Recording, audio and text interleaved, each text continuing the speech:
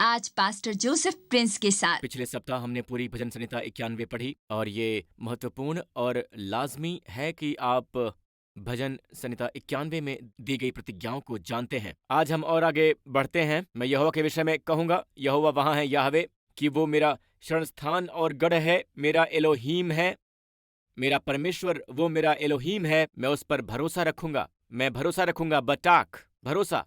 वचन 3, वो तुझे बहेलिये के जाल से और महामारी से बचाएगा। ये बहुत दिलचस्प है।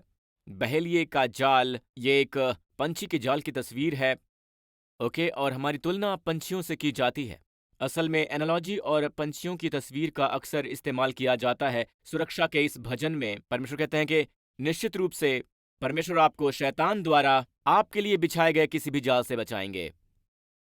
मुझे अच्छी आमीन मिल सकती है? तो निश्चय ही, क्या आप इसके लिए प्रसन्न नहीं हैं कि वो तुम्हें बचाएगा? निश्चय ही वो तुम्हें महामारी से बचाएगा। यहाँ ये महामारी एक भयंकर महामारी है। आप यहाँ इस शब्द महामारी को देखिए, खतरनाक महामारी, जिसका अर्थ है भयंकर महामारी। जी हाँ, भयंकर महामारी, जैसे कि इबोला, जैसे कि सार्स। खैर, निश्चय ही परमेश्वर तुम्हें उससे बचाएगा, है ना? तो हम भजन संहिता 91 की परमेश्वर की प्रतिज्ञाओं को देखना शुरू कर रहे हैं और ये रही अगली प्रतिज्ञा कि वो तुझे अपने पंखों की आड़ में लेगा और तू उसके पैरों के नीचे शरण पाएगा। उसकी सच्चाई तेरे लिए ढाल और झिलम ठहरेगी। अब हमारे पास परमेश्वर की एक तस्वीर है, एक बाज के रूप में, जिसके बारे में कई अन्य धर्मशास्त्र एक उकाब के रूप में बात करते हैं। वो तुझे अपने पंखों की आड़ में ले लेगा और तुझे अपने पंखों से ढक लेगा। आपको धर्मशास्त्र की भाषा इस्तेमाल करना चाहिए जब आप इसके बारे में सोचें। परमेश्वर सुरक्षा के लिए उकाब बनना चाहते हैं, तो हम खुद से पूछते हैं कि क्यों क्यों क्यों क्यों, आखिर एक उकाब क्यों?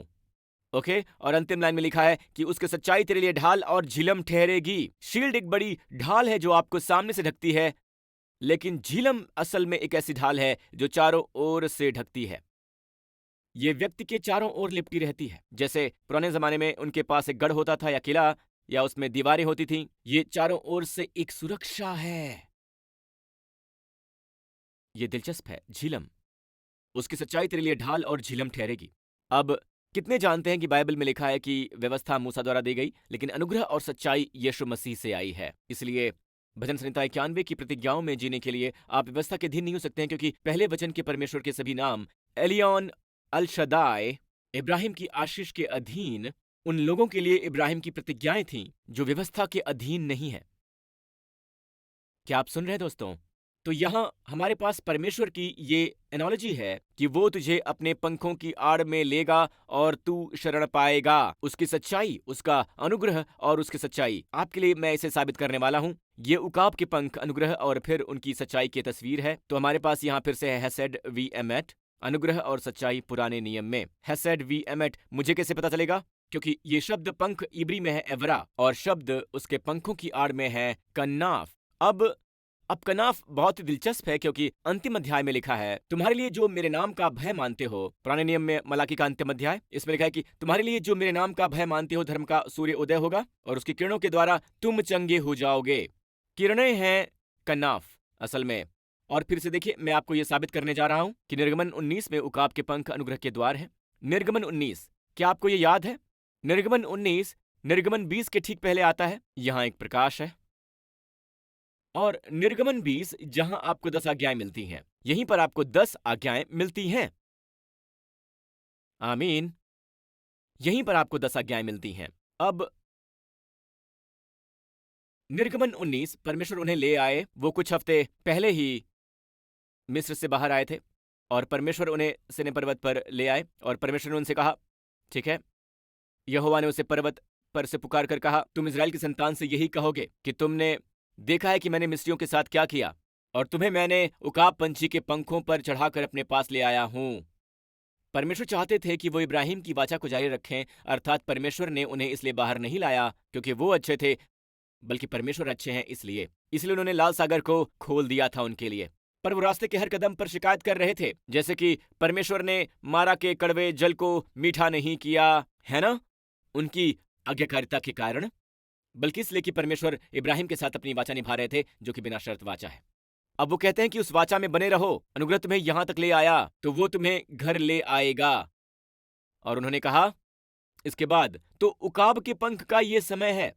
परमेश्वर कह रहे हैं कि मिस्र से लेकर सिनाई तक उकाब के पंखों का समय है। तो अन्य शब्दों में अनुग्रह का समय उकाब के पंखों का समय है। उकाब के पंखों का समय। अन्य शब्दों में जब मैं अनुग्रह के अधीन होता हूं तो मैं बहुत तेजी से चलता हूं, मैं प्रगति करता हूं, मैं बहुत तेजी से प्रगति करता हूं। आमीन। मैं बहुत तेजी से आगे बढ़ता हूं।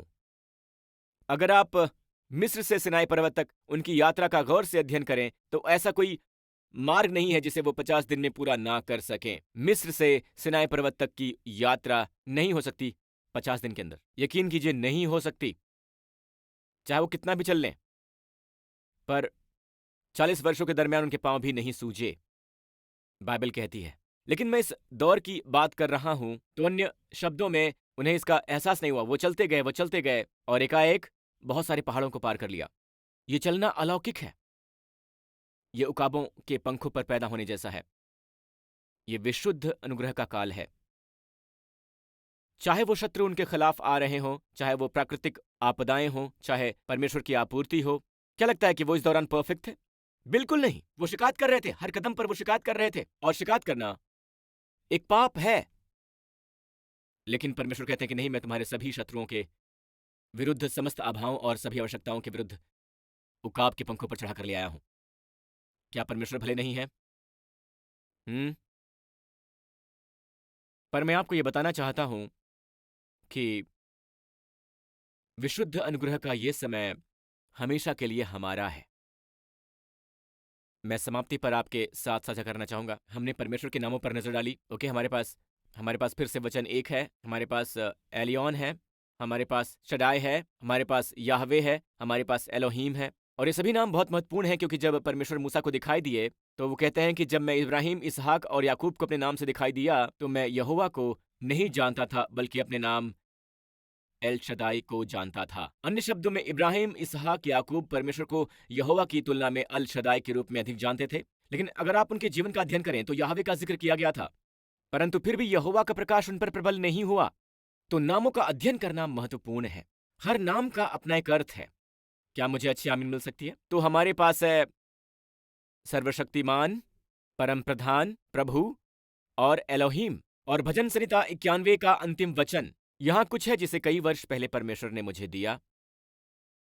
कभी भी मैंने किसी को इस पर उपदेश देते नहीं सुना, पर मैं आपको बता रहा हूं। कई लोग कहेंगे कि वचन 1 और 2 परमेश्वर के नाम है, लेकिन मैं आपको बता दूं, अंतिम वचन में परमेश्वर का नाम है। दीर्घायु के साथ मैं उसे तृप्त करूंगा और अपने किए हुए उद्धार का दर्शन दिखाऊंगा।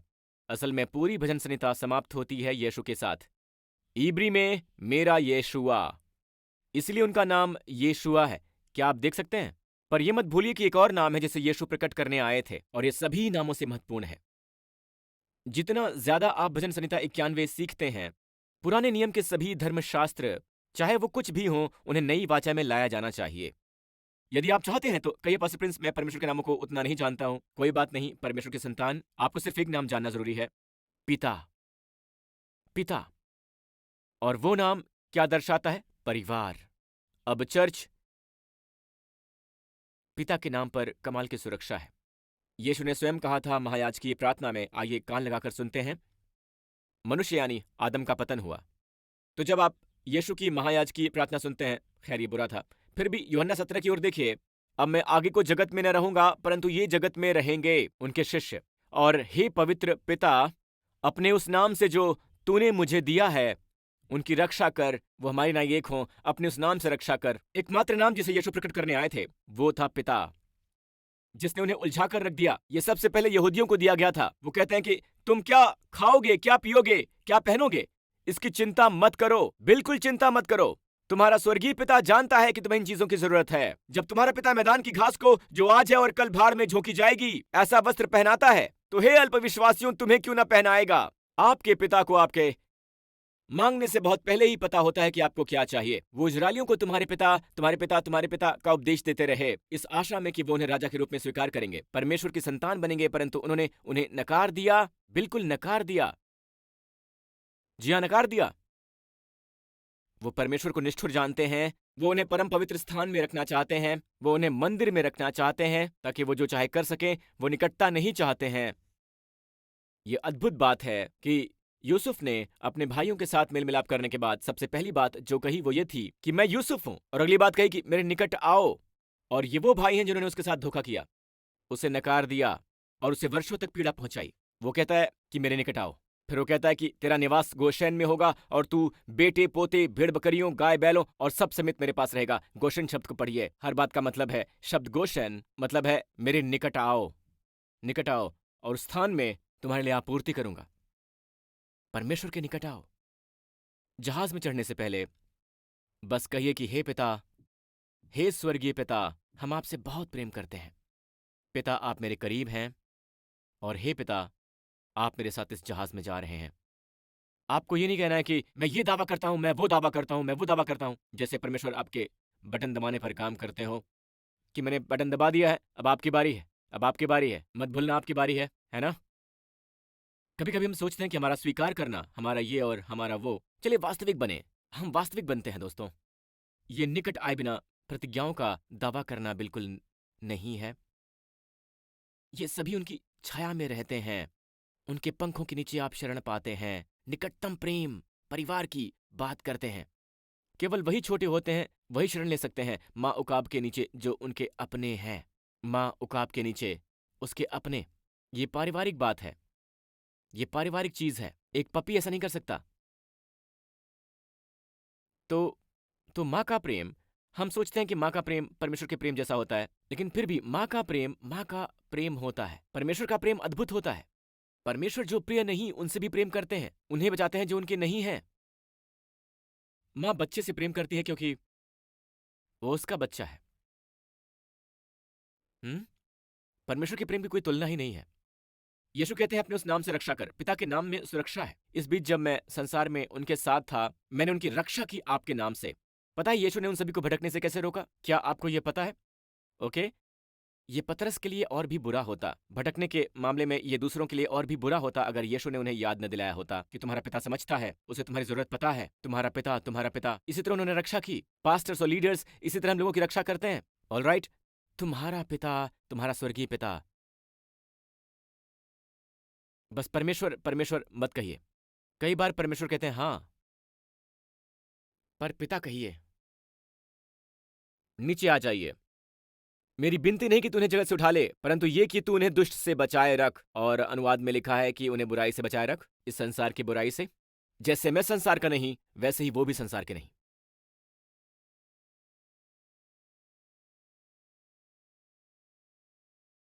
पास्टर प्रिंस, उन्होंने अपने शिष्यों के लिए प्रार्थना की। नीचे आ जाइए। मैं केवल इन्हीं के लिए विनती नहीं करता, परंतु उनके लिए भी जो इनके वचन के द्वारा मुझ पर विश्वास करेंगे। वो आप हैं। परंतु उनके लिए भी जो इनके वचन के द्वारा मुझ पर विश्वास करते हैं। वो आप हैं। कहिए आमीन। ठीक है।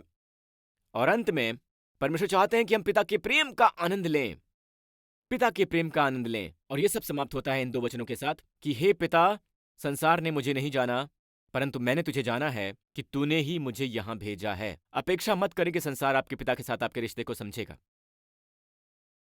और मैंने उनसे घोषणा की है आपके नाम की। नाम क्या है? नाम क्या है? पिता।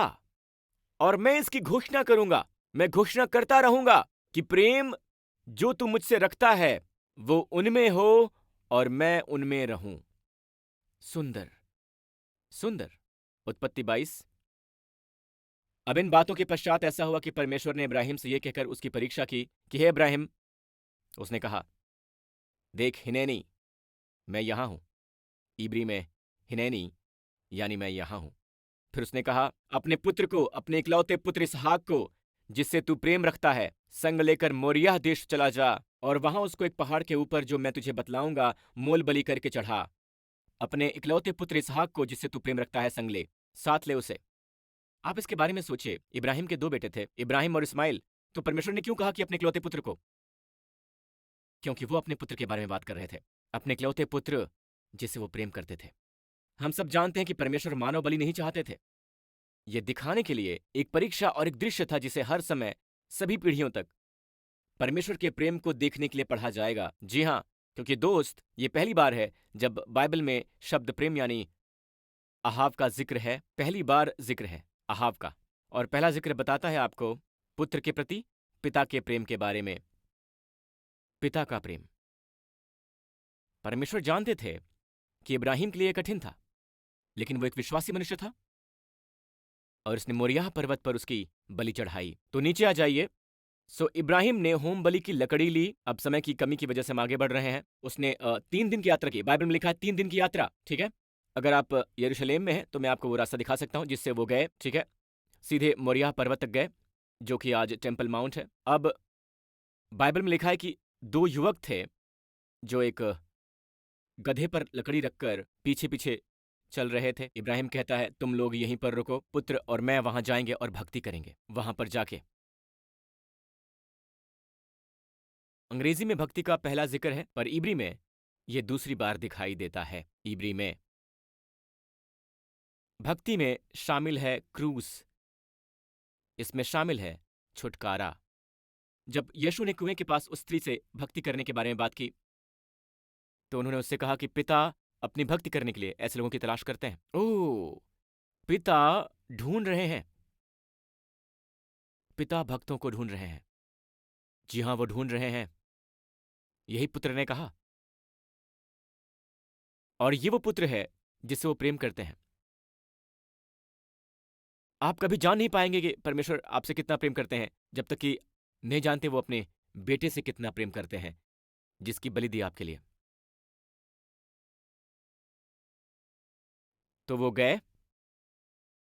इब्राहिम ने होम बलि की लकड़ी को अपने पुत्र इसहाक पर लादी और आग और छुरी को अपने हाथ में लिया और वो दोनों एक साथ चल पड़े। इसहाक ने इब्राहिम से कहा, अपने पिता से कहा, हे मेरे पिता, हे मेरे पिता।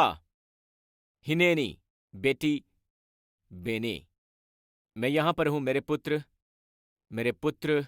ये एक बेन नहीं है, एक फैशन नहीं है। उसका दिल भर गया।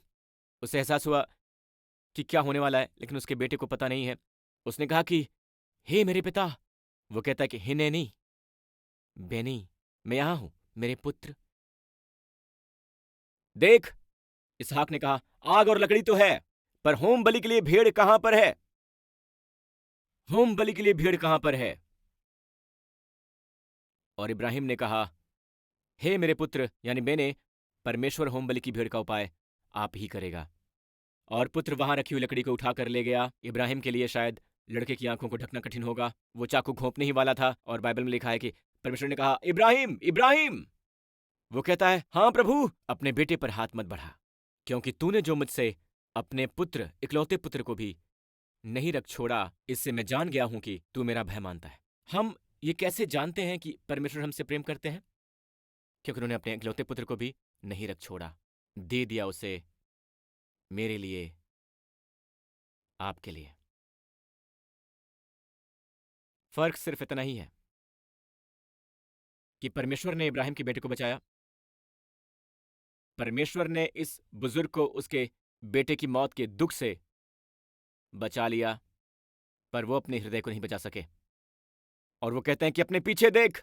वो पीछे देखता है कि उसके पीछे एक मेढ़ा अपने सींगों से एक झाड़ी में बझा हुआ है। इब्राहिम ने जाके उस मेढ़े को लिया और अपने पुत्र की संति होम बलि करके चढ़ाया। तो परमेश्वर ने इब्राहिम का कुछ ऐसा बख्शा जो स्वयं का कभी नहीं बख्शा था। दोबारा मैं इसे पढ़ रहा था और मैंने हमेशा सोचा कि मेढ़े के पकड़े जाने का कारण यह है, और ये सच है, क्योंकि परमेश्वर बिना किसी दोष, बिना किसी घाव आदि का चढ़ावा चाहते हैं। यदि ऐसा मेढ़ा पकड़ा जाए जिसकी त्वचा, जिसकी चमड़ी पर घाव हो, तो ये एक उत्तम भेंट बिल्कुल भी नहीं हो सकती है। पर यह अपनी सींगों से बचा हुआ था। ऐसा नहीं है कि मेढ़े मूर्ख नहीं होते हैं, छोटे मेढ़े हो सकते हैं, पर मेढ़े वो परिपक्व होता है, वो सीधा उसमें चला गया, उसने स्वयं की बलि दे दी। मेरा मानना है कि यीशु ने क्रूस पर जाने के लिए संघर्ष किया था जब उन्हें क्रूस पर चढ़ाया गया, पर सभी को चौंका दिया था। उन्होंने अपने दांत नहीं पीसे थे, कोई खींचातानी नहीं की उन्होंने, बल्कि वो वहां पर गए और खुद की बलि दे दी। कहानी इसी तरह से समाप्त होती है कि इब्राहिम अपने सेवकों के पास लौट आया। वो उठे और संग संग गए। 1 मिनट, इब्राहिम अपने सेवकों के पास लौट आया। इसहाक के बारे में क्या? इसका जिक्र नहीं है। परमेश्वर के मन में केवल एक मनुष्य चलकर आया, बलि हो गई। और बाय द वे, इन बातों के पश्चात ऐसा हुआ कि इब्राहिम को यह संदेश मिला कि मिल्का तेरे भाई नाहौर के संतान उत्पन्न हुए हैं। अध्याय का अंत तेरे भाई को संतान हुई है। पर क्यों होता है? और इस तरह से अध्याय समाप्त होता है। आपको पता है क्यों? पढ़ते रहिए। ये यहाँ पर नहीं लिखा है, यहाँ कुछ और है। तकरीबन 5 और वचन हैं, जिन्हें मैंने नहीं लिखा है, बल्कि 4 और वचन लिखा है। इसमें लिखा है, नाहोर ने अपने बेटे बतूएल को जन्म दिया, बतूएल ने रिबका को जन्म दिया, और जो इसहाक की दुल्हन है, जी हाँ, जो दुल्हन है इसहाक की। अन्य शब्दों में, इब्राहिम ऐसे आया जैसे इसहाक नहीं आया। हकीकत में इसहाक कहानी में आया, लेकिन पवित्र आत्मा की नज़रों में ये यीशु मसीह का क्रूस है। और अब फोकस अध्याय का अंत कलीसिया पर है। क्रूस के बिना कोई कलीसिया नहीं होगी, और कलीसिया रंगीन कांच की खिड़कियां या इमारत नहीं है।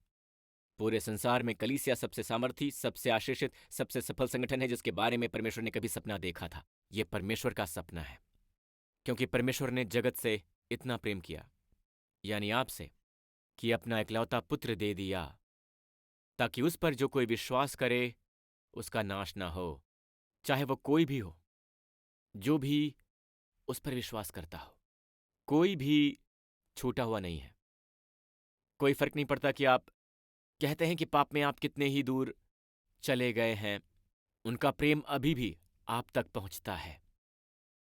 उनका प्रेम आपके सभी पापों से बड़ा है। उनका प्रेम आपकी सभी कमियों से भी बड़ा है।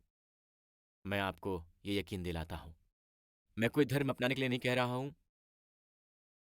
ये धर्म नहीं है, ये प्रेम है। मैं आपसे एक ऐसे उद्धारकर्ता को गले लगाने के लिए कह रहा हूं जिसने आपके सभी पापों की खातिर अपना जीवन दे दिया। मैं ऐसे पिता को गले लगाने के लिए कह रहा हूं जो आपसे प्रेम करता है। आप जहां कहीं भी हों, इस समय अपने दिल से ये प्रार्थना कीजिए। कहिए, हे स्वर्गीय पिता, मैं यीशु मसीह के पूरा किए गए कार्य में अपना भरोसा डालता हूं। उस क्रूस पर यीशु ने मेरे सभी पापों को अपने ऊपर ले लिया। उनका कोई पाप नहीं था, बिल्कुल भी नहीं। ये सभी मेरे पाप थे जिसे उन्होंने लिया। ये मेरे पाप थे जिसके लिए उन्होंने कष्ट उठाया। धन्यवाद पिता कि आपने उन्हें मुर्दों में से जिलाया, इस घोषणा के रूप में कि मेरे सभी पाप हटा लिए गए हैं। यीशु मसीह मेरे प्रभु और उद्धारकर्ता हैं, अब और हमेशा के लिए। यीशु के नाम पर आपका धन्यवाद पिता। मैं उद्धार प्राप्त हूं, हमेशा के लिए उद्धार प्राप्त, अत्यधिक आशीषित, अत्यधिक अनुग्रह प्राप्त और बहुत प्रेम किया गया। यीशु के नाम पर आमीन। अपने पांव पर खड़े हो जाइए। पिता के प्रेम का आनंद लीजिए। अपने प्रेम के इस एहसास को आप बुझने मत दीजिए। यही मेरी विनती है, ठीक है? यही मैं कह रहा हूं। भजन संहिता 91 किसी सूत्र के बारे में नहीं है, यह परमेश्वर के बारे में है। इस आने वाले सप्ताह प्रभु पिता परमेश्वर आपको और आपके परिवारों को आशीष दें, इब्राहिम की आशीषों से, व्यवस्था विवरण 28 की आशीषों से। और पिता आपको और आपके बच्चों को, आपके प्रियजनों को स्वयं बचाएं, आपको सुरक्षित रखें सभी खतरों से, सभी हानि से, सभी दुर्घटना से, सभी रोग से, सभी बीमारियों से, बुरे लोगों से, अंधकार की सभी शक्तियों से और बुराई की सभी शक्तियों से। प्रभु अपना मुख आप पर चमकाएं। प्रभु अपना मुखमंडल आप पर चमकाते रहें, और प्रभु आपको प्रदान करें अपना अनुग्रह, और वो भी बहुतायत में। प्रभु पवित्र आत्मा अपना मुखमंडल आप पर और आपके प्रियजनों पर उठाएं। इस पूरे सप्ताह आप पर मुस्कुराएं और आपको प्रदान करें शालोम, कुशलता, स्वास्थ्य और संपूर्णता, प्रभु यीशु मसीह के नाम पर। और सभी लोगों ने कहा आमीन, हालेलुया। परमेश्वर आशीष दें चर्च। और आप अकेले इस स्थान से नहीं जाते हैं, पिता आपके साथ में हैं। परमेश्वर आपको आशीष दें।